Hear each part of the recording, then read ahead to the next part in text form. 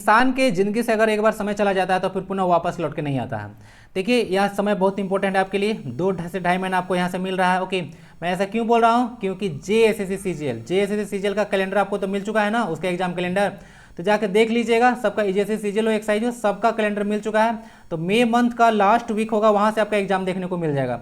तो देखिए आप लोग थोड़ा सा प्रिपरेशन अच्छा से कीजिए। ओके, मैं यहाँ से पेपर 1 और पेपर 3 को प्रिपरेशन करा रहा हूँ। लोग रोज नए नए जुड़ते हैं तो थोड़ा बताना पड़ता है। पार्ट 5 तक है, बाकी सारे पार्ट जाकर रिवाइज कर लीजिएगा। ओके, चैनल से जुड़कर प्लेलिस्ट में चल जाइएगा, नहीं तो ठीक है मिल जाएगा वहाँ से, और नहीं तो थोड़ा सा डिस्क्रिप्शन बॉक्स में देख लीजिएगा, वहाँ से भी चल जाइएगा। उतना तो आता होगा सबको भाई।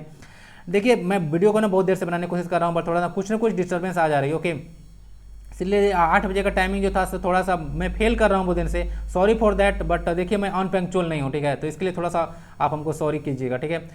तो देख लीजिएगा यहाँ से झारखंड सीजीएल के लिए प्रिपरेशन करने वाले हैं। 30 क्वेश्चन जनरल स्टडी से देखने को मिलेगा, ठीक है, मेरिट लिस्ट वाला पेपर है। तो चलिए शुरू करते हैं यहाँ से। बाकी चैनल से जुड़ जाइएगा, थोड़ा सब्सक्राइब करके लाइक कर दीजिएगा, मोटिवेशन मिलेगा भाई। और कौन कीजिएगा, कोई भी क्वेरी आता है तो, otherwise email is here. Next को पहला क्वेश्चन आता है, भारत में 2001 से 2011 सर्वाधिक जनसंख्या वृद्धि दर्ज करने वाला राज्य कौन था। देखिए स्लाइड को मैं बहुत डिटेल में डिस्कस करूंगा, मजा आ जाएगा, छोड़ के मत भागिएगा, तो बहुत चीज मिस कर जाइएगा, ठीक है, बहुत चीज मिस कर जाइएगा। और इसको कोई भी जहां पे भी जीके पूछा जाता है कोई भी इस वीडियो को देख सकता है। ओके, एक्साइज वाले हो, सीजीएल वाले हो, कोई भी देख सकते हो, सबका अलग नहीं होता है। भारत में 2001 से 2011 में सर्वाधिक जनसंख्या वृद्धि दर्ज करने वाला राज्य कौन था, तो आंसर हो गया मेघालय, ठीक है, आंसर हो गया मेघालय। बाकी थोड़ा सा देखिएगा कि सबसे ज़्यादा ऐसे थोड़ा सा कन्फ्यूजन आपको नहीं होना चाहिए। जैसे कि मान लेते हैं कि जनसंख्या वृद्धि करना, जैसे किसी का जनसंख्या अभी 1 है, 1 से मतलब 50 है, क्या है 50 है, और किसी का 1 है, तो 1 से 100 हो गया, क्या हो गया 1 से 100 हो गया, अभी 50 से 100 हुआ, तो इसका मतलब है कि वृद्धि ज़्यादा, इसका 100% वृद्धि हो गया, जबकि इसका वृद्धि अगर निकलेगा तो 50% हुआ। तो इस मामले में देखिएगा तो सबसे ज़्यादा वृद्धि दर कौन किया था, मेघालय किया था। सबसे ज़्यादा पॉपुलेशन कहाँ है, अगर थोड़ा सा बात करें पॉपुलेशन में, तो सबसे ज़्यादा पॉपुलेशन यूपी में है। कहाँ है, यूपी में। सबसे कम पॉपुलेशन कहाँ है, सबसे कम पॉपुलेशन आपको देखने को मिलेगा सिक्किम में। कहाँ मिलेगा, सिक्किम में, वहीं पे जहाँ पे भारत का पहला ऑर्गेनिक राज्य है। ओके, जहाँ पे कंचनजंगा नेशनल पार्क है, भारत का मिक्स्ड नेचुरल साइट जो है यूनेस्को का।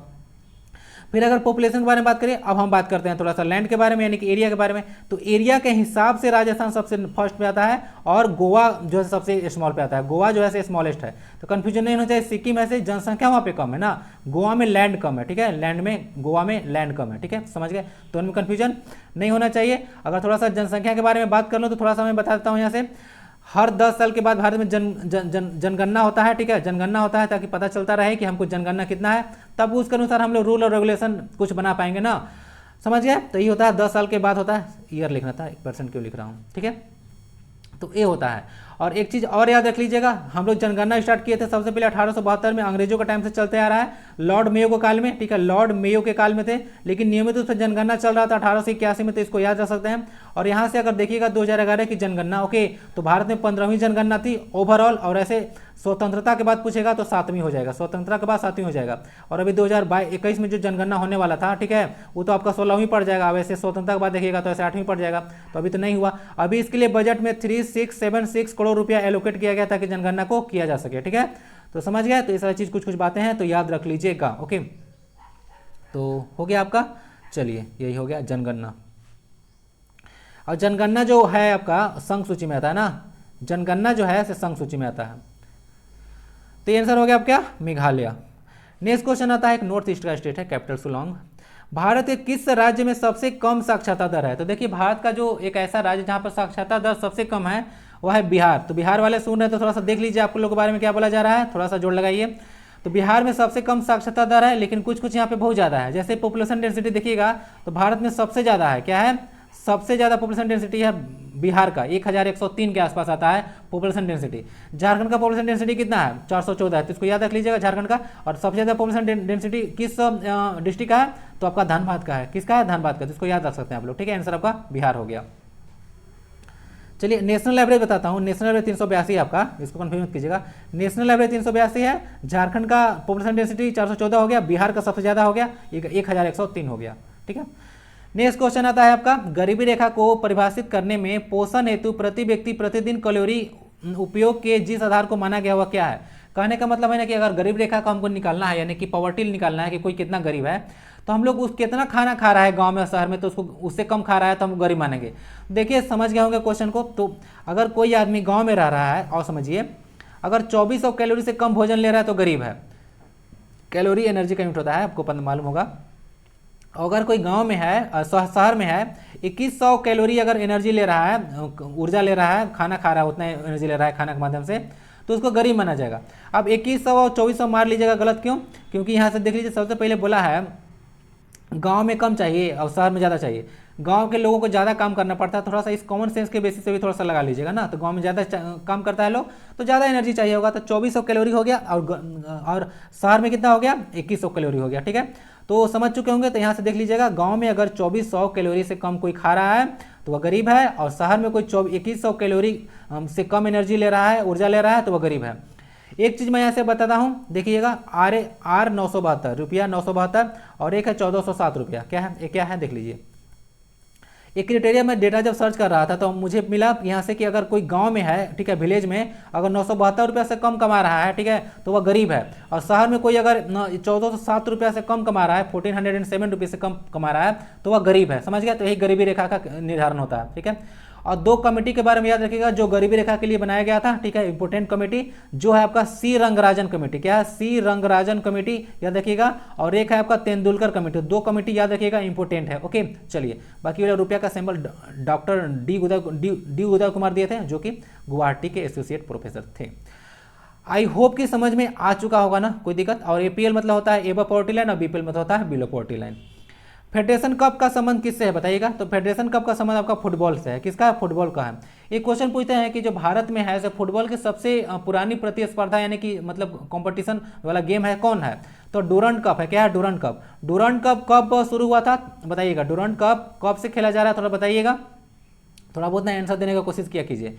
फुटबॉल होता है, ठीक है। बाकी बॉक्सिंग का जहाँ खेला जाता है उस प्लेस को हम लोग रिंग बोलते हैं। क्या बोलते हैं? रिंग बोलते हैं। इसको याद रखिएगा। बॉक्सिंग के एक इंपॉर्टेंट प्लेयर हैं जिनका नाम है मेरी कॉम। किस स्टेट से हैं बताइएगा थोड़ा सा। इनका एक बुक है अनब्रेकेबल। क्या है? बुक है अनब्रेकेबल, जिस पर एक मूवी बन चुका है प्रियंका चोपड़ा के द्वारा। द अनब्रेकेबल इनका एक मूवी है, ठीक है। एक बॉक्सिंग के प्लेयर है मेरी कॉम, ठीक है। किस स्टेट से आते हैं बताइएगा थोड़ा सा। बास्केटबॉल में देखिएगा टोटल 5 प्लेयर होते हैं। और गोल्फ के बारे में याद रखिएगा ना, गोल्फ का एक इंपॉर्टेंट प्लेयर है इंडिया में जिनका नाम है टाइगर वुड्स। क्या है? Tiger Woods. तो इनको याद रखिएगा, गोल्फ के प्लेयर हैं। तो समझ गए, फुटबॉल से है फेडरेशन कप का संबंध। और डूरंड कप भारत की सबसे पुरानी प्रतिस्पर्धा है फुटबॉल का। Okay, Durand cup. और इसको थोड़ा सा याद रख लीजिएगा, कब शुरू किया गया था जाकर देख लीजिएगा, नहीं तो आंसर भी दे सकते हैं। ग्रैंड प्रिक्स स्पर्धाओं में जैसे देखो कार का रेसिंग वगैरह होता है तो उसको ग्रैंड प्रिक्स वगैरह बोला जाता है। तो उसमें रेसिंग जो होता है ना, तो उसमें क्या होता है कि कार को कितना दूरी तय करना पड़ता है बताइए? 100, 200, 300 या 500? तो इस आंसर हो गया आपका 300 किलोमीटर। तो लगभग 300 किलोमीटर दूरी ग्रैंड प्रिक्स प्रतिस्पर्धाओं में तय करना पड़ता है। ओके, तो इसको थोड़ा सा याद रख लीजिएगा। एक प्लेयर है आपका लुइस हैमिल्टन। क्या है? Lewis Hamilton. तो याद रखिएगा ये मर्सिडीज का ड्राइवर है ना, लुइस हैमिल्टन मर्सिडीज का ड्राइवर है। अब एक है आपका प्लेयर सेबेस्टियन वेटल। क्या है? सेबेस्टियन वेटल है, ये फेरारी चलाते हैं। दो प्लेयर के बारे में याद रख सकते हैं। आंसर आपका 300 किलोमीटर हो गया। कार रेसिंग होता है। एकमात्र खिलाड़ी जिसको भारत रत्न प्रदान किया गया वह है कौन? तो एक ऐसे खिलाड़ी जिनको भारत रत्न मिला है वह सचिन तेंदुलकर। इनको 2014 में जो है से भारत रत्न दिया गया था। भारत का हाईएस्ट सिविलियन अवार्ड है, आपको मालूम है ना। भारत रत्न होता है, पद्म विभूषण होता है, पद्म भूषण होता है, पद्म श्री होता है सबसे लास्ट में। अभिनव बिंद्रा एक बहुत इंपॉर्टेंट पर्सनालिटी है। शूटिंग इनका गेम है इनका शूटिंग है। 2008 में इंडिविजुअल गोल्ड लाए थे बीजिंग ओलंपिक में। 2008 में इंडिविजुअल गोल्ड लाए थे बीजिंग ओलंपिक में। तो इसको याद रखिएगा, पहला गोल्ड। ऐसे तो गोल्ड भारत में बहुत जीत चुका है हॉकी वगैरह में, आपको याद होगा। ध्यानचंद के बारे में बात कीजिएगा, इनको हॉकी के जादूगर बोलते हैं, यानी कि हॉकी के प्लेयर हैं। ओके, इनका बर्थ डे को हम लोग 29 अगस्त को नेशनल स्पोर्ट्स डे मनाते हैं, याद रखिएगा। हॉकी के जादूगर बोला जाता है, ठीक है। तो यही सारा बहुत सारे जीते थे गेम वगैरह, गोल्ड पहले जीत चुके हैं ओलंपिक में, ठीक है। मिल्खा सिंह एक धावक है ना, रनिंग करते हैं, ठीक है। इनका मूवी भी है, देख सकते हैं। नेक्स्ट क्वेश्चन आता है मिहिर सेन जो है से उपलब्धि का क्षेत्र क्या है? तो मिहिर सेन के बारे में देखिएगा तो तैराकी से रिलेटेड है। किसे? तैराकी से रिलेटेड। एक वर्ल्ड में जो है ना से तैराकी का एक बहुत इंपॉर्टेंट प्लेयर जिनका नाम है माइकल फेल्प्स। क्या है? Michael Phelps. इनके बारे में याद रख सकते हैं, तैराकी से है। ये बहुत एक बार में ना बहुत ज़्यादा गोल्ड जीत जाते हैं, ठीक है। एक ही इवेंट में बहुत बार गोल्ड जाते हैं। तो सबसे ज़्यादा गोल्ड रिकॉर्ड इन्हीं के नाम से है। Okay, individual. तो देख लीजिएगा, माइकल फेल्प्स एक प्लेयर है तैराकी से रिलेटेड। और जो तैराकी मतलब स्विमिंग में जो लेन होता है ना, टोटल 8 वो लेन होता है, इसको याद रखिएगा, ठीक है। बाकी देख लिया आपने। नेक्स्ट क्वेश्चन आता है केसीसी स्कीम। केसीसी स्कीम का प्रयोजन मुख्य रूप से क्या था बताइए? तो केसीसी का मतलब होता था ना फसल ऋण देना। क्या होता था? फसल ऋण देना था। इसको थोड़ा सा बताता हूँ। केसीसी मतलब होता है किसान क्रेडिट कार्ड। ये क्रेडिट मतलब किसी को ऋण देना। तो किसान अगर बाहर से ऋण लेता है, जैसे कोई साहूकार हो गया, कोई बैंक वगैरह से, उसका इंटरेस्ट रेट हाई होता है। केसीसी थोड़ा सा उन लोग को फैसिलिटी प्रोवाइड कराता है, ठीक है। कभी कभी कर्ज वगैरह माफ़ भी कर दिया जाता है अगर वैसा कोई बाढ़ सूखा जैसा कोई प्रॉब्लम देखने को मिलता है तो, ठीक है। तो बहुत सारा फायदा होता है केसीसी। मेरे घर में भी मेरी मम्मी का कार्ड है, ओके। तो केसीसी बहुत बेनिफिशियल है, तो यह फसल ऋण के लिए है यह, आप समझ गए। बाकी आपसे एक क्वेश्चन पूछा गया था कि जब केसीसी का थोड़ा सा बताऊं तो 1998 क्या होगा, 1998 में इसको शुरू किया गया था, ऐसे लिखते हैं 1998 से 99 तक। उस समय जो प्राइम मिनिस्टर थे अटल बिहारी वाजपेयी जी थे। क्या थे? अटल बिहारी वाजपेयी जी थे, ठीक है ना, अटल बिहारी वाजपेयी जी थे। तो इनके बारे में थोड़ा सा याद रखिएगा, ओके। चलिए, उसी समय जिस समय हम लोग पोखरण में परमाणु परीक्षण किए थे, ओके। चलिए, फसल ऋण हो गया। चलिए, समझ चुके होंगे सारा चीज़। नेक्स्ट आता है 2011 की जनगणना के अनुसार कृषि क्षेत्र में भारतीय जनसंख्या के रोजगार का प्रतिशत कितना है। तो अगर थोड़ा सा 2011 की जनगणना को देखें तो उसमें लगभग 51% क्या है, लगभग 51% जनसंख्या है। डेटा सही है ना? एक बार फिर से मैं चेक करके ना कमेंट बॉक्स में प्रोवाइड करा दूंगा। डेटा को मैं चेक नहीं किया हूँ, ठीक है। डेटा वगैरह थोड़ा कभी कभी चेंज होते रहते हैं, तो थोड़ा सा देखते हैं कहीं कहीं ऐसा तो नहीं लगता है कि मतलब गड़बड़ होगा, ओके, ठीक है। लेकिन चेक करके थोड़ा सा कमेंट बॉक्स चेक कर लीजिएगा, इसको चेक करूंगा फिर से ना।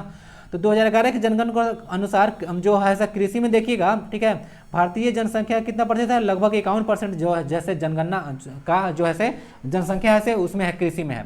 ये क्वेश्चन यहाँ से बताया था कि जो भारत में जो कृषि है यानी एग्रीकल्चर है उसको हम लोग बैकबोन बोलते हैं। क्या बोलते हैं? बैकबोन बोलते हैं। और जो सर्विस सेक्टर है उसको हम लोग बोलते हैं स्पाइनल कॉर्ड। क्या बोलते हैं? स्पाइनल कॉर्ड, ठीक है। इसको मेरुदंड बोलते हैं इसको, ठीक है ना, हिंदी में स्पाइनल कॉर्ड को। और एग्रीकल्चर को क्या बोला जाता है? एग्रीकल्चर को हम लोग बैकबोन बोलते हैं, समझ गए। बैकबोन मतलब रीढ़ की हड्डी। बैकबोन मतलब क्या होता है? रीढ़ की हड्डी। स्पाइनल कॉर्ड बोला जाता है मेरुदंड, ठीक है। तो इसको याद रखिएगा, कंफ्यूजन नहीं होना चाहिए। आप लोग क्वेश्चन वगैरह कोई पूछते हैं तो देखिए डिस्कस करते हुए क्वेश्चन देखिए गलत नहीं मिलेगा ना आपको, इस बात की गारंटी है। मैं डिस्कस करके सब कुछ देखता हूँ। अगर एक दो क्वेश्चन हो भी चाहता है तो बुक्स वगैरह में कभी कभी मिसप्रिंट रहते हैं, ठीक है ना, तो उसको मैं आपको प्रोवाइड करा दूंगा। बस यही है कि आप लोग कनेक्ट रहिए, ओके, गलती नहीं होने दूंगा। एग्जाम में अगर गलती हो जाएगा तो -1 बहुत बड़ा मैटर कर जाएगा, ठीक है। तो वही चीज़ मुझे अच्छे से पता है, उसका मैं ख्याल रखता हूँ, टेंशन मत लीजिए आप लोग। समझ गए जनगणना के बारे में। तो ये सारा 51% जनसंख्या हमारा भारत का जो है उसमें लिप्त है। नेक्स्ट क्वेश्चन आता है रेनबो रिवोल्यूशन। तो रेनबो रिवोल्यूशन के बारे में बताना है कि जो इंद्रधनुषी क्रांति है किसका संबंध किससे है, कृषि, शिक्षा, जन स्वास्थ्य या फिर जन परिवहन।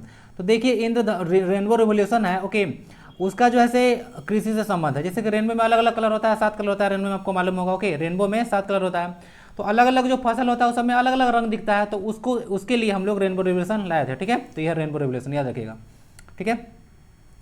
शिक्षा तो एक अलग चीज़ है। शिक्षा के बारे में थोड़ा सा अगर बात कर लें तो हम लोग जब 1976 में 42nd कॉन्स्टिट्यूशन अमेंडमेंट किए थे, पता है ना, एजुकेशन को स्टेट से लेकर हम लोग कंकरेंट लिस्ट में डाल दिए थे। टोटल 5 सब्जेक्ट को उसमें ट्रांसफर कर दिए थे।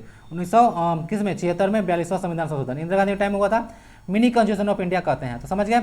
इंद्रधनुष अगर नॉर्मल टाइप देखिएगा साइंस में जाइएगा तो 2 तरह का मिलता है ना रेनबो, एक होता है प्राइमरी रेनबो, एक होता है सेकेंडरी रेनबो, ठीक है। डिस्कस करेंगे कभी साइंस में। नेक्स्ट क्वेश्चन आता है भारत के आमों की एक प्रजाति को एक लोकप्रिय नाम अल्फांजो। क्या बोला है कि भारत में आम की एक प्रजाति है जिसका लोकप्रिय नाम क्या है, अल्फांजो है। किसने दिया था? तो देखिए अगर भारत में देखिएगा तो आम का बहुत सारा प्रजाति देखने को मिले, जैसे अल्फांजो हो गया, लंगड़ा आम हो गया, दशहरी हो गया, तो ये सब आम के कुछ प्रजाति है। तो ये सारा आम का प्रजाति जो अल्फांजो नाम था ना वो पुर्तगाली के द्वारा दिया गया था, पुर्तगाली के द्वारा दिया गया था, ओके। पुर्तगाली याद है ना आपको, मतलब भारत में जब आए थे वास्को डी गामा 1498 में, कब आए थे? 1498 में। कहाँ पे आए थे? केरल के कालीकट में आए थे, याद है हमको। चलिए यही सारा चीज़ है। बाकी बहुत सारे यूरोपियन है जो कि इंडिया में आए थे, ठीक है। अच्छा, नेशनल आपका फ्रूट मैंगो ही है इंडिया का, ओके। मैंगो का साइंटिफिक नेम पता है आपको? इसका होता है मैग्नीफेरा इंडिका ना, याद रखिएगा, मैग्नीफेरा इंडिका होता है। और बरगद का होता है फाइकस बेंथेलिसिस, ठीक है। नेशनल ट्री है आपका। फिल्म स्लम डॉग मिलेनियर क्या है? फिल्म जो है स्लम डॉग मिलेनियर में को जो है किस वर्ष ऑस्कर मिला था? ऑस्कर को आप लोग एकेडमी अवार्ड्स के नाम से भी जानते हैं। क्या जानते हैं? एकेडमी अवार्ड्स के नाम से भी जानते हैं।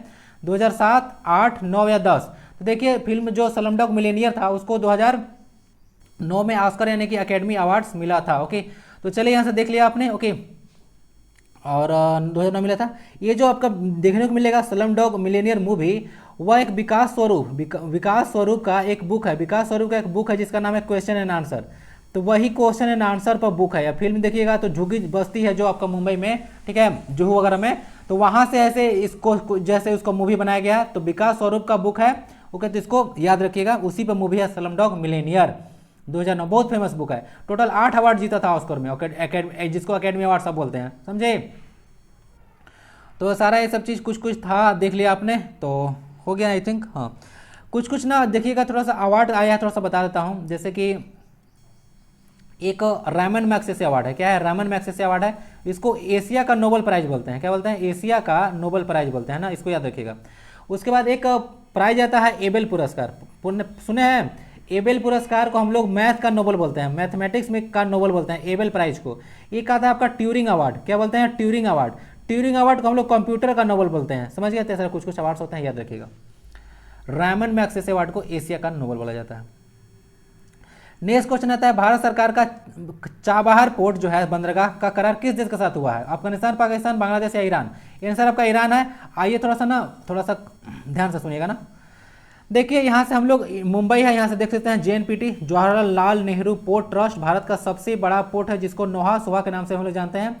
तो मुंबई में हम लोग मुंबई से चाह रहे हैं कि इसको कनेक्ट करें चाबहार पोर्ट से, और चाबहार पोर्ट डेवलप कर रहे हैं हम लोग ईरान में, देख सकते हैं। ठीक है, क्यों ऐसा कर रहे हैं? ताकि हम लोग कनेक्टिविटी अच्छा से बना सके, और चाहते हैं कि थोड़ा अफगानिस्तान से भी मेरा हम लोग का रिलेशन अच्छा से हो सके। पता है कि अफगानिस्तान में कितना हम लोग डेवलपमेंट का काम वगैरह करते हैं। ठीक है, तो यहाँ से भी पता है ना, अफगानिस्तान को जब हेल्प प्रोवाइड कराने वाले थे तो पाकिस्तान मना कर दिया था। तो वहाँ से बोला ना, वहाँ से तालिबान के लाने देते हो या नहीं लाने देते हो, तब जाकर रास्ता दिया था पाकिस्तान। ठीक है, तो इस तरह से हो गया है। तो हम लोग चाबहार पोर्ट डेवलप कर रहे हैं ईरान में। बाकी सारा चीज़ जो आपके लिए इंपॉर्टेंट है मैं बताता हूँ कि जैसे देखिए चाइना जो है ग्वादर पोर्ट डेवलप कर रहा है पाकिस्तान में, और चाइना एक पोर्ट डेवलप कर रहा है यहाँ पे हम्बनटोटा पोर्ट। ठीक है, हम्बनटोटा पोर्ट श्रीलंका में, क्या है? श्रीलंका में हम्बनटोटा पोर्ट डेवलप कर रहा है। कौन? चाइना। 99 साल तक लीज पर ले लिया हम्बनटोटा पोर्ट को। बाद में उसको पता चल रहा है श्रीलंका को कि बहुत बड़ा गलती हो गया है। अच्छा, हम देख लीजिएगा चाबहार पोर्ट से थोड़ा सा ना मुंबई का जो डिस्टेंस है 72 किलोमीटर है ना, सी के थ्रू देख लीजिए यहाँ से। सॉरी गड़बड़ हो रहा है। 72 मतलब ग्वादर पोर्ट का डिस्टेंस है। क्या हो रहा है? ग्वादर पोर्ट का डिस्टेंस ऐसे आपका है। यहाँ से देख लीजिएगा, यहाँ से देख लीजिएगा चाबहार पोर्ट से कहाँ से जाएगा? चाबहार पोर्ट से जो है ग्वादर पोर्ट का डिस्टेंस है आपका 72 किलोमीटर। यहाँ से यहाँ तक 72 किलोमीटर थोड़ी होगा सी में। ठीक है, बहुत ज़्यादा हो जाएगा, डिस्टेंस यहाँ पे नहीं लिखा। ग्वादर पोर्ट से जो है चाबहार पोर्ट का डिस्टेंस आपका 72 किलोमीटर होगा। इसको ध्यान से देख लीजिएगा ना, क्योंकि देखिए हम लोग बात करते हैं ना, तो हम लोग चाहते हैं कि अपना चीज़ डेवलपमेंट करे, ताकि हम लोग ट्रांसपोर्टेशन वगैरह अच्छा से कर सके एक जगह से दूसरे जगह पे। ओके, उस तरह से चाइना भी कर रहा है, इधर घुस रहा है इधर, ओके, ग्वादर में, और चाइना यहाँ पे हम्बनटोटा डेवलप कर ही रहा है आपका श्रीलंका में। एक पोर्ट हम लोग और डेवलप कर रहे हैं, देखिएगा वहाँ पे सितवे पोर्ट। क्या होता है? सितवे पोर्ट डेवलप कर रहे हैं, जिसको एक कालादान प्रोजेक्ट बोला जाता है। इस प्रोजेक्ट को हम लोग कालादान प्रोजेक्ट बोलते हैं। तो पूछेगा कालादान प्रोजेक्ट कहाँ है? तो कालादान प्रोजेक्ट इंडिया और आपका म्यांमार के बीच में है, जिसको पहले हम लोग बर्मा के नाम से जानते थे। ओके, और यही सारा हम लोग यहाँ से कोलकाता से लेकर सी रूट के थ्रू जो है हम लोग सितवे पोर्ट को मतलब यहाँ पे जैसे इसको कनेक्ट करने की कोशिश कर रहे हैं। डिस्टेंस 539 किलोमीटर है। हम लोग चाहते हैं ना कि हमारा जो मेन लैंड इंडिया है उससे हमारा नॉर्थ ईस्ट वाला कनेक्ट रह सके। तो इसे हम सी रूट ढूंढ रहे हैं, अल्टरनेटिव रूट, ताकि कोई भी उधर प्रॉब्लम आ जाएगा इधर साइड से, ओके, चाइना के साइड से, तो हम लोग इसको कनेक्ट करके रख सके। ठीक है, अपना नॉर्थ वाला स्टेट को। तो इसीलिए हम लोग यहाँ पे डेवलप कर रहे हैं, समझ गए। अब यहाँ से कुछ मैं इंपॉर्टेंट चीज़ डिस्कस कर देता हूँ जो करंट में न्यूज़ में था। जैसे देखिए यहाँ से देखिएगा तो चाइना में एक उइगुर मुस्लिम है, उस पर हमेशा अत्याचार होता था। यहाँ देखिएगा म्यांमार वाले रीजन में एक आपका रोहिंग्या मुस्लिम है जिस पर अत्याचार होता है। और यहाँ पे सिंघाला कम्युनिटी तो आपको मालूम ही होगा, सिंघाला कम्युनिटी आपका श्रीलंका में। तो 3 कम्युनिटी याद रखिएगा, उइगुर मुस्लिम चाइना का है, रोहिंग्या मुस्लिम आपको देखने को मिलेगा म्यांमार का, और सिंघाला एक कम्युनिटी है जो कि श्रीलंका में पड़ता है। तो याद रख सकते हैं। आंसर आपका ईरान हो गया।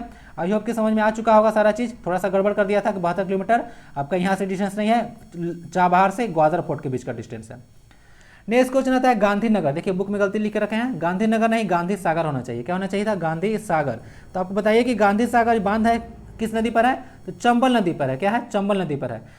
नर्मदा नदी को जो है से आपका देखिएगा तो मध्य प्रदेश जो स्टेट है ना, ठीक है, जिसको सोया प्रदेश हम लोग बोलते हैं, ओके, जहाँ पर बाघों की संख्या सबसे ज़्यादा है। ठीक है, बाघों की संख्या बहुत ज़्यादा है।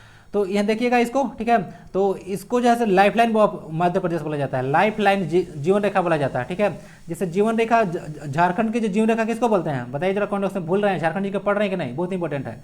झारखंड की जीवन रेखा किस नदी को कहा जाता है बताइए? तो आपका नर्मदा हो गया।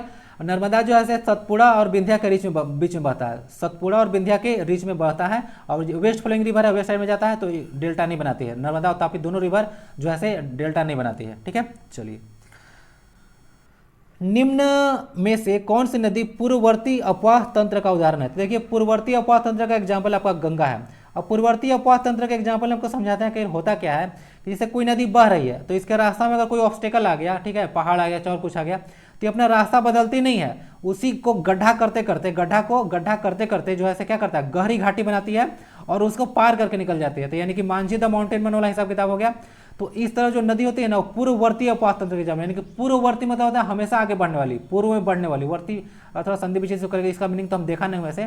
पूर्ववर्ती का मतलब होता है जो हमेशा आगे बढ़ते रहती है, अपना मार्ग चेंज नहीं करती है। अब इसका डेफिनेशन में यही लिखा था कि जो नदी अपना मार्ग चेंज नहीं करती है, ठीक है, उसी रास्ते में बढ़ जाती है, उसको पूर्ववर्ती नदी बोलते हैं। तो ये गंगा है, गंगा भारत की सबसे बड़ी नदी है, ठीक है, आपको लंबी नदी है, ठीक है, आप समझ लीजिएगा इसको। और गोदावरी नदी जो है सबसे बड़ी प्रायद्वीपीय नदी है, क्या है, सबसे बड़ी प्रायद्वीपीय नदी है, साउथ में इंडिया में पड़ता है, आप समझ गए। तो ये हो गया आपका गंगा, 2510 किलोमीटर इसका लेंथ है ना। गंगा इधर रिवर के बारे में थोड़ा सा देख लीजिएगा, आपको यहाँ से निकलती है आपका उत्तराखंड से, ओके, हिमानी गंगोत्री से, उसके बाद यहाँ से ट्रेवल करती है, टोटल 5 स्टेट को कवर करती है। यहाँ बांग्लादेश में जाती है, इसको पद्मा रिवर बोला जाता है। उसके बाद यहाँ से गिर जाती है, यहाँ पे देखते हैं बे ऑफ बंगाल में। तो देखिएगा कि गंगा नदी है विश्व का सबसे जो है से बड़ा डेल्टा बनाती है ना, गंगा मतलब नदी जो है से बे ऑफ बंगाल में सबसे बड़ा डेल्टा बनाती है, ठीक है। तो यही गंगा रिवर है।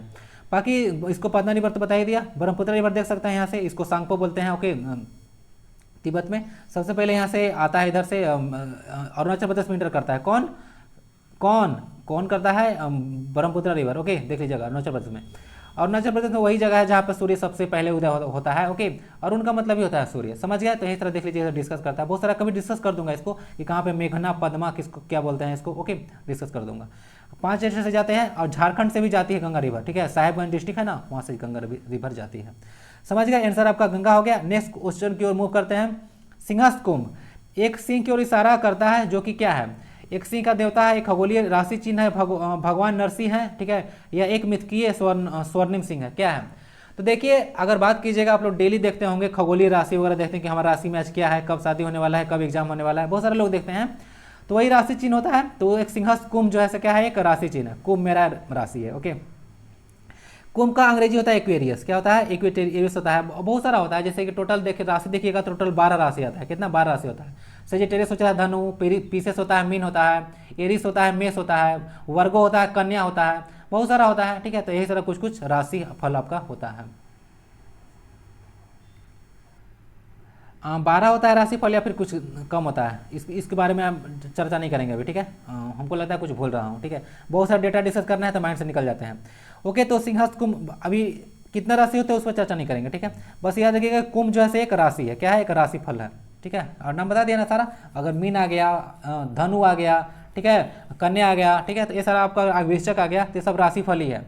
नेक्स्ट क्वेश्चन आता है, शीतोष्ण वन अनुसंधान केंद्र कहाँ है। तो शीतोष्ण मतलब होता है आपका टेम्परेट अगर फॉरेस्ट देखिएगा, ठीक है, तो उसका अनुसंधान एक रिसर्च सेंटर कहाँ है, तो देखिएगा उसका शिमला में है, क्या है, शिमला में है आपका, ठीक है।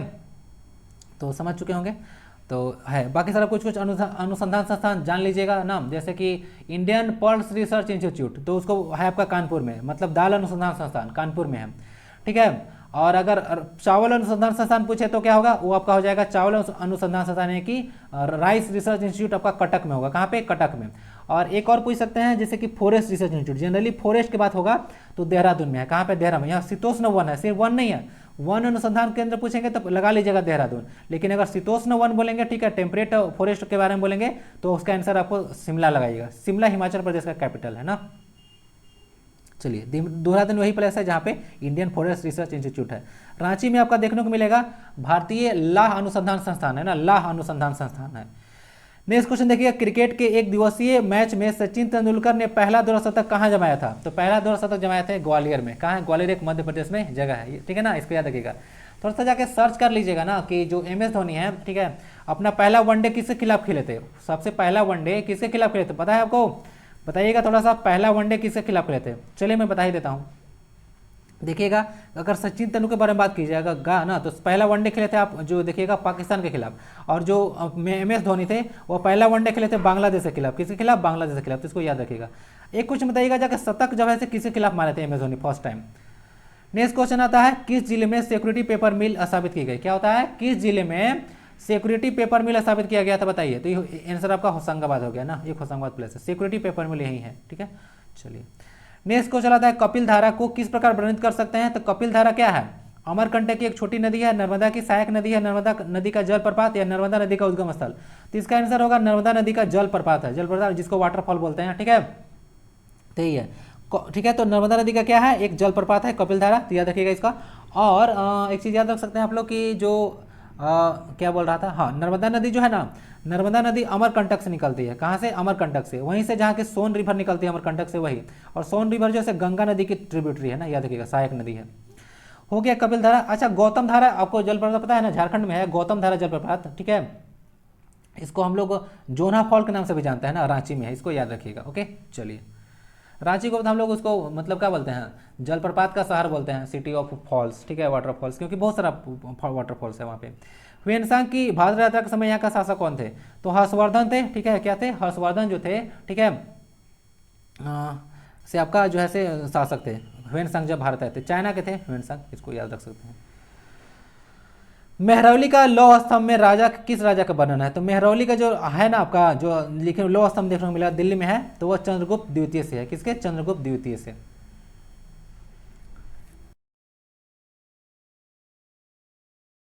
नेक्स्ट क्वेश्चन आता है तंजौर का बृहदेश्वर टेम्पल किसने बनाया था। तो तंजौर का बृहदेश्वर जो टेम्पल है वो बनाया था चोल नरेश्वर राज राजा के द्वारा, ठीक है। तो चोला डायनेस्टी के द्वारा ऐसे ही पूछ सकते हैं कि बृहदेश्वर टेम्पल जो है से किस डायनेस्टी के बनाया गया था, के द्वारा बनाया गया था। तो चोला डायनेस्टी लगा लीजिएगा, ठीक है। कुछ क्वेश्चन यहाँ से पूछ सकते हैं कि कोणार्का का टेम्पल है वो किस डायनेस्टी के द्वारा बनाया गया था। तो इसका कोणार्का टेम्पल है वो ईस्ट गंगा डायनेस्टी के द्वारा बनाया गया था, ठीक है। और वो जो है से ईस्ट गंगा डायनेस्टी के जो राजा थे उनका नाम था नरसिंह देवा फर्स्ट। क्या था, नरसिंह देवा फर्स्ट था। तो इनको याद रख सकते हैं आप लोग। ओके, एक क्वेश्चन यहाँ से और पूछेंगे आपसे, अगर पूछ दें कि जो खजुराहो का टेम्पल है, क्या है, खजुराहो का टेम्पल है वो कौन बनाया था। तो खजुराहो का टेम्पल चंदेलों के द्वारा बनाया गया था, चंदेला डायनेस्टी के द्वारा, ठीक है। तो याद रखिएगा, ठीक है। तो यहाँ से हो गया आपका।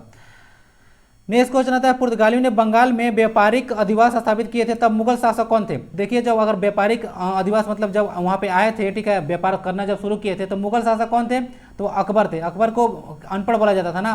मुगल सम्राट के जो है से देखिएगा मुगल डायनेस्टी के तीसरे सम्राट थे, ठीक है, बाबर, हुमायूं, ठीक है, अकबर, जहांगीर, ठीक है। उसके बाद आए थे ना शाहजहां, औरंगजेब। तो ऐसे चलता था।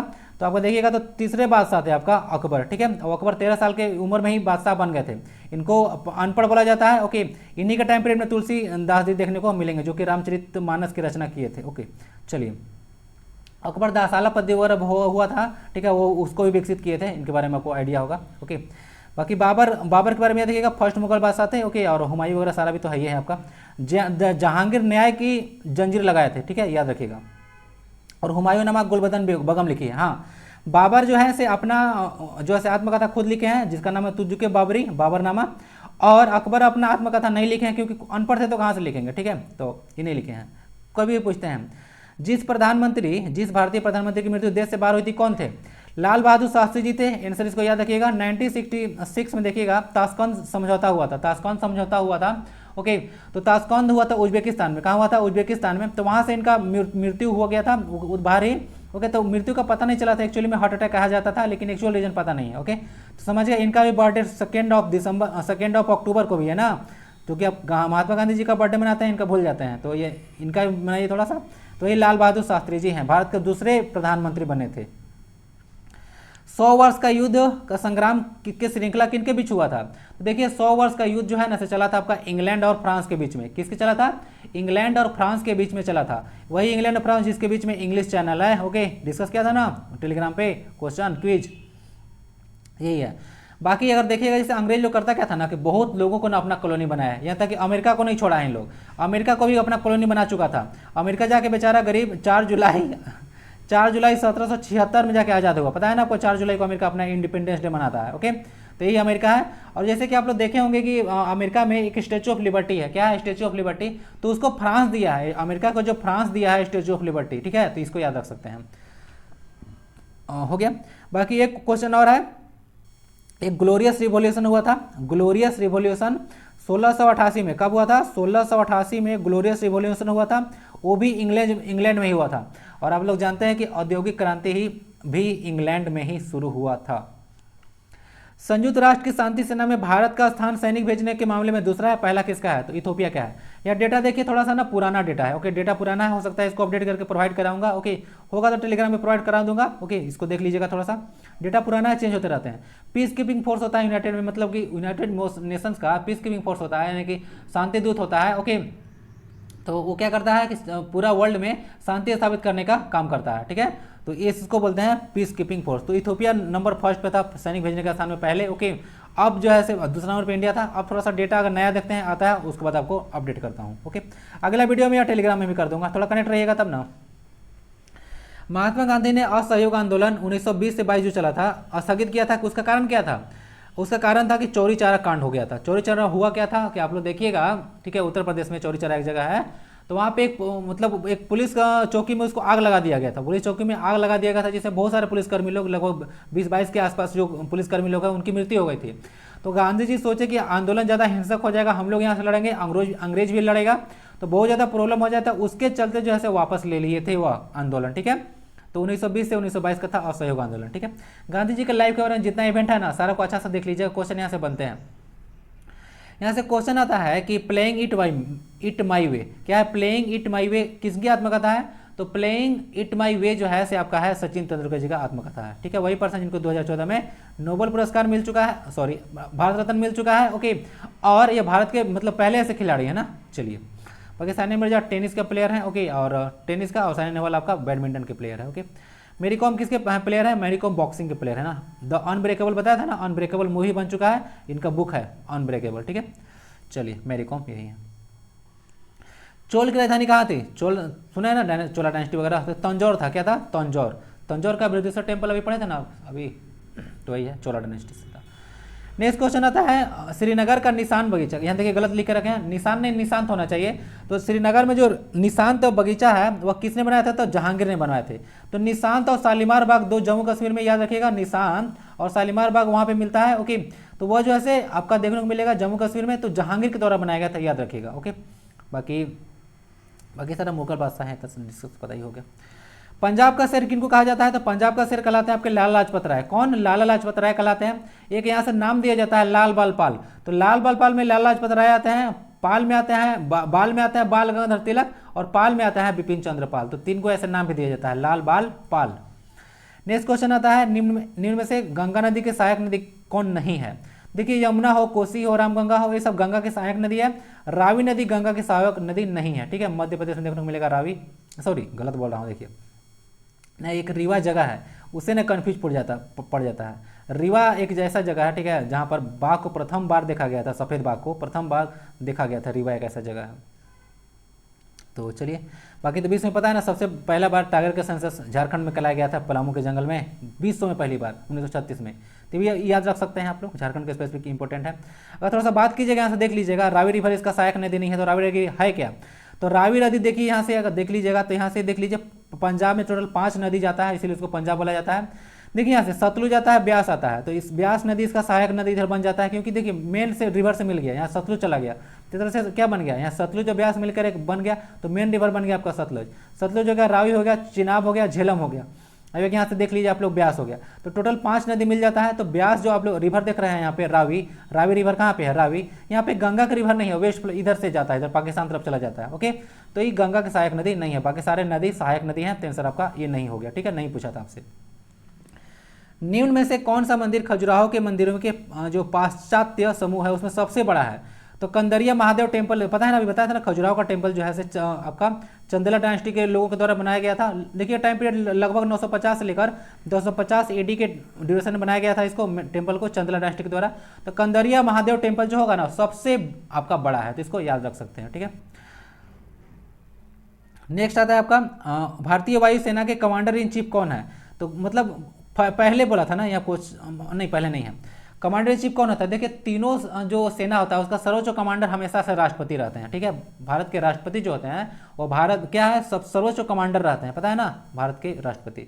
चलिए, तो थोड़ा सा बात कर लेते हैं यहाँ से, देख लीजिएगा यहाँ से, यहाँ पे ना एक स्लाइड नहीं है, अगला स्लाइड में डाल दिया हम। राष्ट्रीय एड्स अनुसंधान संस्थान, और याद रखिएगा प्राइम मिनिस्टर का और प्रेसिडेंट का, ठीक है।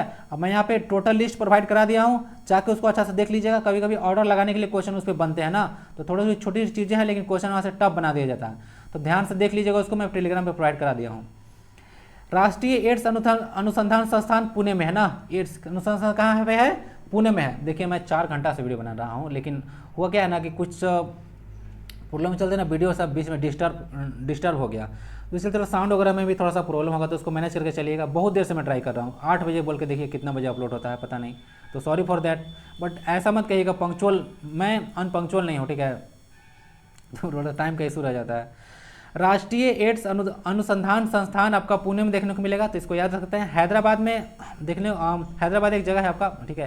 हैदराबाद अब किसका कैपिटल है, हैदराबाद अब तेलंगाना कैपिटल हो गया ना। बेंगलुरु में आपको देखने को मिलेगा इसरो का हेडक्वार्टर, क्या मिलेगा, इसरो का हेडक्वार्टर मिलता है। चेन्नई वगैरह, चेन्नई में इंडियन लेदर रिसर्च इंस्टीट्यूट है ना, चेन्नई में देखने को मिलेगा इंडियन लेदर रिसर्च इंस्टीट्यूट है। बाकी अगर थोड़ा सा बात करें तो इंडियन पल्स रिसर्च इंस्टीट्यूट आपका कानपुर में देखने को मिलेगा, वहीं पे जहाँ पे ग्रीन पार्क स्टेडियम है, दोनों जगह मैं जा चुका हूँ। ओके, जस्ट फॉर इन्फॉर्मेशन, कोई से मतलब तो बनता नहीं इसका। उसके बाद आपका हो गया, अब एक बताता हूँ राइस के बारे में। तो राइस रिसर्च इंस्टीट्यूट आपको देखने को मिलेगा कटक में, कहाँ पे, कटक में, वहीं पे जहाँ पे सुभाष चंद्र बोस जी का बर्थडे है। तो नेक्स्ट देख लिया आपने, पुणे आपका आंसर हो गया। अब नेक्स्ट क्वेश्चन आता है ना, किस संवैधानिक संशोधन ने संविधान में दल बदल विरोधी पेश किया। तो देखिए दल विरोधी को अंग्रेजी में बोलते हैं एंटी डिफेक्शन लॉ, क्या बोलते हैं, एंटी डिफेक्शन लॉ बोलते हैं। तो एंटी डिफेक्शन लॉ आया था आपका 52वां संविधान संशोधन 1985 में हुआ था। 10th शेड्यूल इसमें ऐड किया गया था, 10th शेड्यूल। तो तीनों चीज याद रखिएगा, आयाराम गयाराम होता है ना, कभी इस पार्टी तो कभी उस पार्टी, ठीक है। तो वही वाला कहानी को रोकने के लिए 52वां संविधान संशोधन किए थे 1985 में, जिसमें 10th शेड्यूल ऐड किया गया था। इसको एंटी डिफेक्शन लॉ अंग्रेजी में बोलते हैं। आई होप कि क्लियर हो गया होगा, ठीक है। और एक आपका जो है 61वां संविधान संशोधन भूलिएगा मत। 61वां संविधान संशोधन जो है, उसमें बताया था ना कि जो वोटिंग का राइट है वो 21 से क्या किया गया था, 18 किया गया था ना, तो उसको याद रखिएगा। 61वां संविधान संशोधन 1981 में हुआ था, इसको याद रखिएगा। नेक्स्ट क्वेश्चन आता है, भारतीय सेना के आर्मी स्टाफ के पहले भारतीय प्रमुख कौन थे। देखिए भारतीय प्रमुख बोला है, तो आपका थे KM करियप्पा। कौन थे, KM करियप्पा। बाकी सारा आप लोग यहाँ से देख लीजिएगा, ठीक है। थोड़ा सा स्लाइड में यहाँ से इसको थोड़ा सा ना पॉज करके पढ़ लीजिए आप लोग के लिए डाल दिया हूँ, थोड़ा सा पॉज करके पढ़ लीजिएगा, आपका यहाँ से देखने को मिल रहा होगा। स्वतंत्र भारत का प्रथम commander in chief JM Cariappa है। वैसे प्रथम चीफ ऑफ आर्मी स्टाफ बोलिएगा, प्रथम चीफ ऑफ आर्मी स्टाफ, ठीक है, यही नहीं पूछा था चीफ ऑफ आर्मी स्टाफ।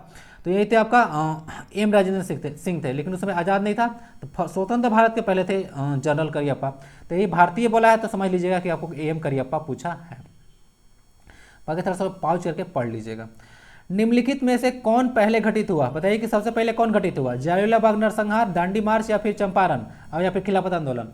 तो देखिए अगर थोड़ा सा यहाँ से जाइएगा, ओके, तो देख लीजिएगा जालियांवाला, सब इसका आंसर है ना चंपारण हो जाएगा, क्योंकि 1917 में हुआ था। क्या हुआ था, 1917 में हुआ था। बाकी सारा बताता हूँ, जालियांवाला बाग हत्याकांड हुआ था 1919 में। क्या हुआ था, जालियांवाला बाग हुआ था 1919 में।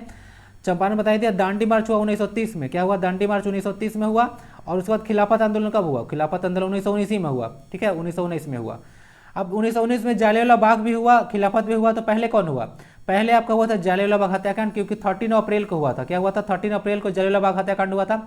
ये आपका खिलाफत आंदोलन लगभग अक्टूबर में देखने को मिलेगा। क्या होगा, अक्टूबर वगैरह में देखने को मिला था आपको, ठीक है। खिलाफत आंदोलन समझ चुके हैं सारा चीज, ठीक है। तो देख लीजिएगा चंपारण सत्याग्रह, नील की खेती का विरोध करने के लिए गए थे महात्मा गांधी, जब राजकुमार शुक्ल जो है से उनको जो है पत्र लिखे थे, ठीक है। बाकी सारा चीज़ देख लिया आपने। ऑर्डर वाइज कभी कभी लगाने के लिए देख लेते हैं। गांधी जी का लाइफ साइकिल जो है ना, उनको सारा चीज़ याद कर लीजिएगा। धान में खैरा रोग जो है से भूमि में किसकी कमी के कारण होता है, तो धान में खैरा रोग होता है, ऐसे तो इसको बायोलॉजी में होना चाहिए, कभी पूछ देते हैं जनरल स्टडीज में। बायोलॉजी मतलब जो है से साइंस को अलग कर दिया गया, लेकिन उसी का पोर्शन होता है। तो इसमें जिंक होता है। क्या होता है, जिंक की कमी से धान में खैरा रोग होता है। ऐसे पूछेगा खैरा रोग किसका है, तो धान में होता है, ठीक है। चलिए, मोजाइक रोग याद रखिएगा ना, मोजाइक रोग जो होता है तंबाकू में होता है, टोबैको में होता है, ठीक है। और तंबाकू में जो मोजाइक वायरस था वो पहला वायरस था जिसको खोजा गया था, ठीक है। चलिए आंसर हो गया। बाकी देखिएगा प्लांट वगैरह में ना हम लोग जो पौधा लोगों को NPK चाहिए होता है, नाइट्रोजन फास्फोरस और पोटेशियम, 1:1 रेशियो 2:1 में चाहिए होता है। नाइट्रोजन 1 चाहिए पार्ट, फास्फोरस 2 पार्ट और पोटेशियम 1 पार्ट चाहिए होता है। बाकी यूरिया में 46% नाइट्रोजन होता है, इसको आप लोग जानते हैं, ठीक है। DAP का फुल फॉर्म बताइए जरा, DAP का। चलिए नहीं बताइएगा, डाई अमोनियम फॉस्फेट, जाइए ले लीजिए। चलिए नेक्स्ट क्वेश्चन आता है, संपूर्णतः सौर ऊर्जा का प्रचालित होने वाला विश्व का पहला एयरपोर्ट कौन है? यानी विश्व का पहला एयरपोर्ट जो कि सोलर एनर्जी से चलता है वो है आपका कोची एयरपोर्ट। इसको कोचिन भी बोला जाता है, केरला में देखने को मिलेगा। ठीक है, तो यही आपका कोचिन एयरपोर्ट। चलिए नेक्स्ट क्वेश्चन आता है आपका, ऐसे ऐसे क्वेश्चन पूछते हैं कभी कभी, निम्नलिखित में से कौन सा यूरोपीय देश अटलांटिक महासागर के सीमा से जुड़ा है? तो इसको मैप बेस्ड क्वेश्चन है, आपको देखिएगा पुर्तगाल, ऑस्ट्रिया, फिनलैंड या फिर रोमानिया। तो थोड़ा सा मैप में लेकर चलता हूँ, देख लीजिए यहाँ पे आपका अटलांटिक ओशियन है। ठीक है, विश्व में टोटल 5 महासागर देखने को मिलते हैं, जिसमें अटलांटिक ओशियन भी एक आता है। यहाँ पे देखिए पुर्तगाल है जिसका कैपिटल लिस्बन होता है। क्या है? पुर्तगाल है जिसका कैपिटल लिस्बन होता है। तो देखिए यहाँ से अटलांटिक ओशियन से टच है। ठीक है, क्या है? अटलांटिक ओशियन से इसका सीमा लग रहा है। बाकी सारे देख सकते हैं यहाँ पे स्पेन है, वहाँ पे ठीक है, फ्रांस वगैरह देखने को मिलेगा, यूके वगैरह, जहाँ पे इंग्लिश चैनल में देखने को मिलता है। ओके, और बाकी यही मोरक्को है जहाँ से इब्न बतूता थी। ठीक है, रिहाला बुक लिखी थी इब्न बतूता। ठीक है, समझ गया? तो हो गया आपका मोरक्को। तो आंसर आपका हो गया पुर्तगाल, कैपिटल हो गया लिस्बन। नेक्स्ट क्वेश्चन आता है, न्यू होरिजन प्लूटो के निकट पहुंचने वाला प्रथम अंतरिक्ष प्रोब यान बना, यह मिशन किसका है? तो अगर प्लूटो को पता होगा, इसको आप ड्वार्फ प्लैनेट बोलते हैं। 1930 में इसको खोजा गया था और 2006 में इसको धक्का देके बाहर निकाल दिया गया। ठीक है, सोलर सिस्टम से हमारा। ठीक है, क्योंकि जाओ भाई तुम्हारा कुछ आता पता है नहीं ग्रेविटेशन का, तो तुम यहाँ क्या कर रहे हो, तो हटा दिया गया। तो एक मिशन था न्यू होरिजन, तो प्लूटो के लिए था नासा का। तो याद रखिएगा नासा का मिशन था ना। कुछ यहाँ पे स्पेस एजेंसी है, इसरो का है। ठीक है, इंडियन स्पेस रिसर्च ऑर्गेनाइजेशन है, ईएसए बोलते हैं, यूरोपियन स्पेस एजेंसी होता है। बाकी सारा भी सब देख सकते हैं आपको। ठीक है, रशिया का रोसकोसमोस होता है ना। ठीक है, रोसकोसमोस होता है। जापान जाक्सा बोलता है अपना को। ठीक है, और चाइना आपका CNA बोलता है। ठीक है, समझ गया।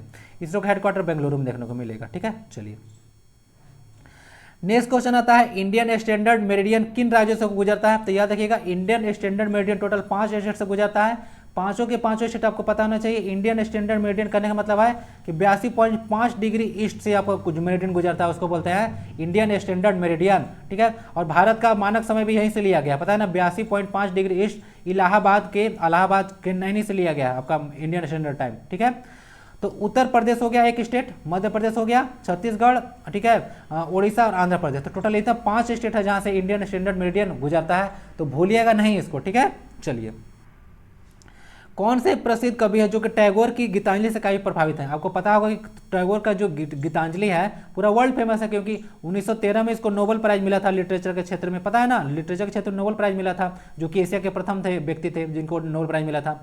तो एक ईट्स से एक आदमी है, इनका लास्ट नाम दिया है, तो कौन है? ईट्स हैं। ठीक है, तो इनकी रचना से काफी ज्यादा प्रभावित थे। कौन? ईट्स। तो याद रखिएगा, इलियट वगैरह, ऑर्डन पाउंड वगैरह नहीं है। ठीक है, चलिए 1913 में हो गया, और इनको गीतांजलि के लिए मिला था। कभी कभी ऐसे ही क्वेश्चन पूछते हैं।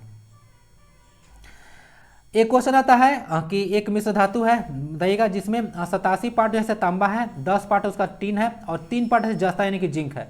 तो बताइए कि अगर कॉपर और फिर आपका टीन, ठीक है, और यहाँ पे जिंक है, 87:10:3 में, तो वह कौन बनता है? तो वह बनता है आपका गन मेटल। क्या बनता है? गन मेटल बनता है। थोड़ा सा अगर देख लीजिएगा यहाँ पे, ठीक है, कि जो गन मेटल होता है, क्या होता है? गन मेटल होता है एक तरह का, क्या होता है? एक तरह का ब्रोंज होता है। ठीक है, क्या होता है? एक तरह का ब्रोंज होता है। इसको यूनाइटेड स्टेट में रेड ब्रास बोलते हैं। क्या होता है? रेड ब्रास बोला जाता है। इसमें थोड़ा देख लीजिएगा कि एलॉय ऑफ कॉपर, टीन और जिंक है। कॉपर दिया है ना, यहाँ देख लीजिएगा 88% है, टीन ऐसे लगभग 8 से 10% है, जिंक 2 से 4% है। ठीक है, तो यहाँ से इसको आप अच्छे से देख सकते हैं, तो ये गन मेटल आ जाता है। ठीक है, जिसको रेड ब्रास भी बोला जाता है। ठीक है, बाकी पीतल वगैरह देखिएगा तो इसको अंग्रेजी में ब्रास बोलते हैं। क्या होता है? ब्रास। इसमें कॉपर प्लस जिंक होता है।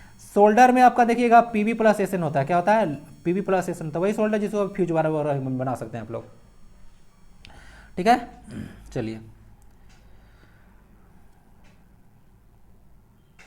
और कांसा किसे बनता है? जनरली जो कांसा होता है ना, कांसा बनता है आपका Cu प्लस एसएन से। किसे बनता है कांसा?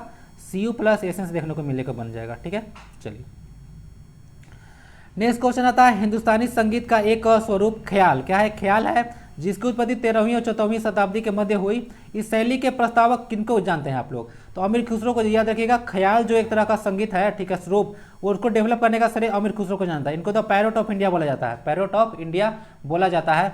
अलाउद्दीन खिलजी के दरबार में थे, याद रखिएगा इनको। अलाउद्दीन खिलजी को दूसरा सिकंदर कहा जाता है ना, दूसरा सिकंदर कहा जाता है। ठीक है, सिकंदर सानी खुद को कहता था। ओके, अब दूसरा सिकंदर। हो गया, सारा चीज़ समझ चुके हैं। नेक्स्ट क्वेश्चन आता है, नोबेल पुरस्कार पाने वाले प्रथम भारतीय कौन थे? तो प्रथम भारतीय रविन्द्रनाथ टैगोर थे। ऑब्वियसली गीतांजलि के लिए इनको मिला था 1917 में। देखिए एक ही क्वेश्चन को कितनी बार अलग अलग तरीकों से पूछा जाता है, इसीलिए मैं चाहता हूँ हर एक चीज़ को डिस्कस कर दिया जाए। आंसर आपका हो गया रविंद्रनाथ टैगोर। बाकी सीवी रमन को भी नोबेल प्राइज मिला है 1930 में, ठीक है, फिजिक्स के लिए, ठीक है, रमन इफेक्ट के लिए। मदर टेरेसा को मिला है पीस के क्षेत्र में, ठीक है, आई थिंक ना इनको 1979 में मिला होगा, ठीक है, डेट थोड़ा सा याद नहीं है। और डॉक्टर अरविंद खुराना को भी नोबल जो है देखिएगा जो मदर टेरेसा का हमको देखिए थोड़ा देखिए डेट यहाँ पे स्पेसिफाई नहीं कर सकता हूँ ना, कभी कभी सब चीज़ एक साथ याद नहीं रहता है। तो मदर टेरेसा को नोबेल प्राइज मिला है शांति क्षेत्र में, कब मिला है थोड़ा सा डेट इंपॉर्टेंट याद नहीं पड़ रहा है, ओके देख लेंगे उसको। अरविंद खुराना को जेनेटिक कोड की व्याख्या करने के लिए जो है नोबेल प्राइज मिल चुका है, ठीक है, तो याद रखिएगा अरविंद खुराना सबको मिला है। प्रथम भारतीय आपके बने थे आपका रविंद्रनाथ टैगोर। अच्छा हाँ, लास्ट डे में डिस्कस किया था जो केमिस्ट्री के क्षेत्र में नोबेल प्राइज मिला था, वहाँ पे वेंकटरमन रामाकृष्णन थे ना, वेंकटरमन मत समझिए वो वेंकटरमन वाले आपके हैं, तो वेंकटरमन रामाकृष्णन है जिनको नोबेल प्राइज मिला था 2009 में, ठीक है, केमिस्ट्री के लिए, ठीक है। चलिए रामाकृष्णन, उनका मैं पहला नाम बोल देता हूँ वेंकटरमन। तो रविंद्रनाथ टैगोर जी थे, आंसर हो गया। मदर टेरेसा देखिए ना अचानक से माइंड से निकल जाता है, कभी कभी अचानक से निकल जाता है, क्या करें, बहुत देर डिस्कस कर रहा हूँ ना तो माथा तो मतलब अपना ही खराब हो गया। नासा के इतिहास में जो अंतरिक्ष यान को कमांड करने वाली प्रथम महिला कौन थी? तो जो नासा के इतिहास में जो पहली महिला थी, ठीक है, वह थी आपका एलेन कॉलिंस। कौन थी? एलेन कॉलिंस थी जो पहली महिला थी जो कि अंतरिक्ष यान को, ठीक है, स्पेस जो शिप होता है उसको कमांड यानी कि चलाई थी। तो याद देखिएगा एलेन कॉलिंस। ऐसे भी क्वेश्चन पूछ सकते हैं। कल्पना चावला भारतीय मूल की थी और इनका एक इंपॉर्टेंट क्वेश्चन याद सकते हैं कि जो इनका यान दुर्घटनाग्रस्त हुआ था उसका नाम था कोलंबिया। क्या था? कोलंबिया। तो कल्पना चावला थी। चलिए आपका नेक्स्ट क्वेश्चन आता है, फ्रांस स्थित राइन वैली, क्या है राइन वैली, किस खनिज पदार्थ के लिए फेमस है? तो इसको याद रखिएगा बॉक्साइट के लिए फेमस है ना। बॉक्साइट एक वही जो है जिसे आप निकालते हैं एल्युमिनियम, ठीक है। बॉक्साइट का फॉर्मूला याद रख लीजिएगा, Al2O3 ऐसे साइंस का है, Al2O3 2H2 ना, यही बॉक्साइट का फॉर्मूला है जिससे एल्युमिनियम निकाला जाता है। तो एल्युमिनियम का और हो गया, ठीक है, तो इसको याद रख सकते हैं। एक मैं जब सर्च कर रहा था तो मुझे एक इंटरेस्टिंग चीज़ मिला था, जैसे फ्रांस का राइन वैली है ना, वहाँ पे जो है बिटुमिनस कोल भी बहुत ज़्यादा पाया जाता है, तो उसको रूर कोल्ड फील्ड बोलते हैं। क्या बोलते हैं? रूर। याद है, रूर कोल्ड फील्ड बोला जाता है उसको। आपको पता है दामोदर वैली को क्या बोलते हैं? भारत का रूर बोला जाता है दामोदर को। क्यों? क्योंकि बहुत ज़्यादा कोल का डिपोजिट वहाँ पे है, तो यहाँ से ऐसे नाम लिया जाता है। तो ये जो रूर आप लोग देखने को मिल रहा है ना, वो फ्रांस में राइन वैली से आया है, वहाँ पे रूर कोल फील्ड है, तो उसी से संज्ञा यानी कि नाम ले लिया गया है रूर फील्ड। तो इसलिए दामोदर वैली को भारत का रूर कहा जाता है, क्योंकि यहाँ पे भी कोयला बहुत ज़्यादा पाया जाता है राइन वैली के जैसा, ठीक है, समझ गए। यहाँ ऑप्शन अगर कोल भी रहता ना तो कोल भी लगाते हैं हम लोग। बॉक्साइट के लिए फेमस है और रूर कोल फील्ड भी वहीं भी पड़ता है, ओके, लार्जेस्ट डिपॉजिट है, समझ गए। उसी तरह से लोग जानते हैं ना जी, जो जमशेदपुर है, ओके, उसको हम लोग भारत का पिट्सबर्ग बोलते हैं। पिट्सबर्ग क्यों? क्योंकि अमेरिका में एक जगह है ना पिट्सबर्ग, जहाँ पे आयरन वगैरह का बहुत ज़्यादा प्रोडक्शन होता है, ठीक है, स्टील वगैरह का, तो उससे नाम लिया जाता है। तो भारत का पिट्सबर्ग हम लोग बोलते हैं, देखे होंगे कि जमशेदपुर को, और जो भारत का रूर बोलते हैं दामोदर रिवर वैली को, ठीक है, समझ गए। इन सर आपका बॉक्साइट हो गया, फॉर्मूला लिख ही दिया। एल्युमिनियम का अयस्क है ना बॉक्साइट। प्रकाश उत्सर्जक डायोड, डायोड समझते हैं ना, डायोड जो होता है एलईडी वगैरह, लाइट इमिटिंग डायोड वगैरह, ठीक है, सेमीकंडक्टर डिवाइसेस है। तो किससे बना होता है? तो जर्मेनियम आर्सेनिक से मिलकर बना होता है, इसको याद रखिएगा, GaAs जर्मेनियम आर्सेनिक से मिलकर ये बना होता है, ठीक है। आप लोग ना CGL का तैयारी कर रहे हैं ना, थोड़ा सा लेवल थोड़ा सा हाई करके पूछेंगे, ओके, तो मैं कोशिश करता हूँ कि ऐसा तो क्वेश्चन अगर थोड़ा सा पूछ दें साइंस से, ओके, जो जनरल लेवल का होता है, तो उसमें आपका छूटना नहीं चाहिए, तो उसके हिसाब से ये एक्चुअली IAC का टॉपिक है। तो यही सारे कुछ क्वेश्चन थे। आज बहुत मुश्किल से वीडियो अपलोड हो चुका है कुछ सर्टेन रीजन की वजह से, तो थोड़ा सा सपोर्ट कर लीजिएगा यहाँ से, ओके। यहाँ तक आ चुके हैं तो जय हिंद लिख के चले जाइएगा। बाकी अपना प्रिपरेशन थोड़ा बूस्ट कीजिए, टाइम थोड़ा कम है, ओके। बाकी स्वस्थ रहें, मस्त रहें, पढ़ाई में व्यस्त रहें। टेलीग्राम पे जाके PDF डाउनलोड कर लीजिएगा। वंदे भारतम।